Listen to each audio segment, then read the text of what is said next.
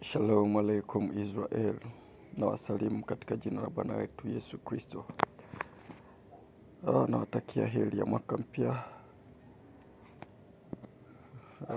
Katika kusherehekea siku hii ya leo, nina ujumbe mfupi kwenu ndugu zangu. Mara nyingi tumekuwa kila tunapoingia mwaka mpya tunapokea maandiko au tunakuwa na maneno au falsafa za kuingia kwenye huo mwaka. New Year resolutions. New Year resolutions ni nzuri sana, lakini pasipokuwa na mabadiliko kifikra, New Year resolution hazitaleta matokeo yoyote chanya. Iko hivi, mambo yote, mabadiliko yoyote kwenye maisha yetu yanatokana na fikra. Kwa hiyo unaweza ukasema kwamba mwaka jana ulikuwa ni mwaka mbaya, afadhali umeisha, mwaka huu utakuwa mwaka mzuri wenye mafanikio. La hasha, nakataa.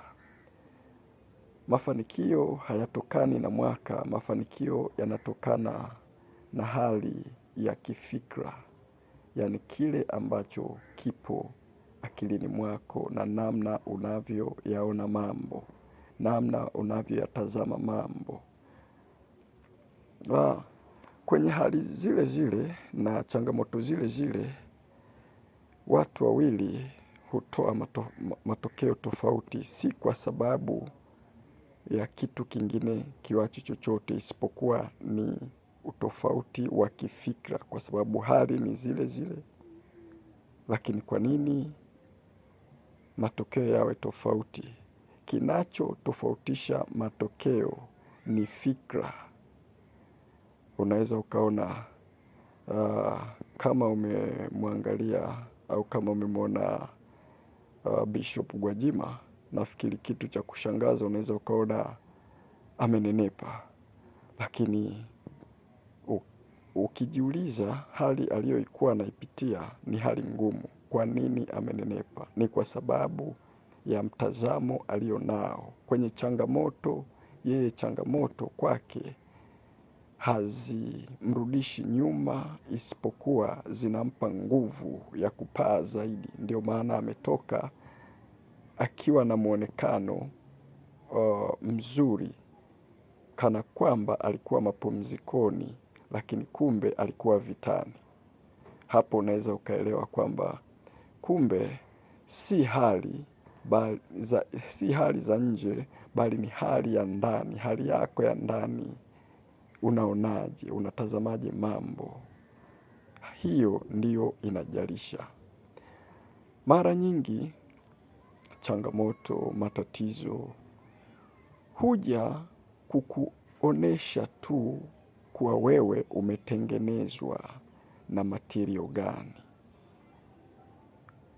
Kwenye mfano wa wale watu wawili waliojenga nyumba, mmoja akajenga kwenye mwamba na mwingine akajenga kwenye mchanga. Tunaona wote dhoruba ilipiga, wote walipatwa na misukosuko ya ile dhoruba iliyopiga, lakini kuna nyumba moja ilibaki na nyumba moja iliharibiwa kabisa. Nini nataka kusema hapa? Nachotaka kusema hapa ni kwamba matokeo tunayoyataka hayapo kwenye mwaka. Matokeo tunayoyataka yapo kwenye fikra zetu, yapo kwenye vile tunavyoyatazama mambo. Hatuwezi kuwa bora kama fikra zetu hazijawa bora. Tunakuwa bora au maisha yanakuwa bora kwa sababu fikra zetu, uwezo wa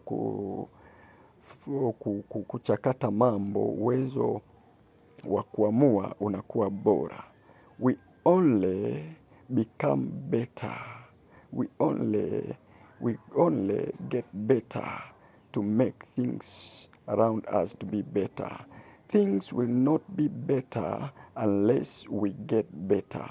Tunatakiwa tufahamu hivyo. Unaweza ukahama nyumba, unaweza ukahama nchi, unaweza ukahama mkoa, unaweza ukahama mtaa, unaweza ukabadilisha nguo, unaweza ukabadilisha kila kitu.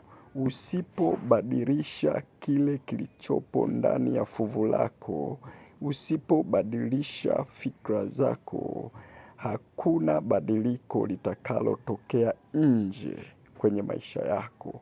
Hakuna badiliko litakalotokea katika shughuli zako. Matokeo yale yale ulioyapata mwaka jana utayapata mwaka huu ikiwa hutabadilisha mtazamo wako. Matokeo yale yale ulioyapata miaka iliyopita ndio utakayoyapata ikiwa hutaamua kubadilisha namna ya kufikiria, namna ya kuona mambo. Kwa hiyo tunapaswa kubadili namna ya kufikiri kama tunataka mabadiliko kwenye maisha yetu.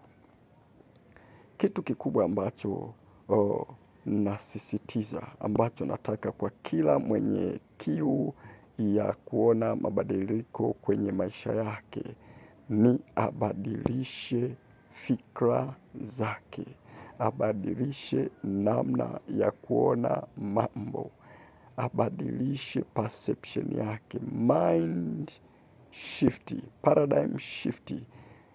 Unatakiwa uwe na mindset tofauti na ile iliyoleta matokeo tofauti.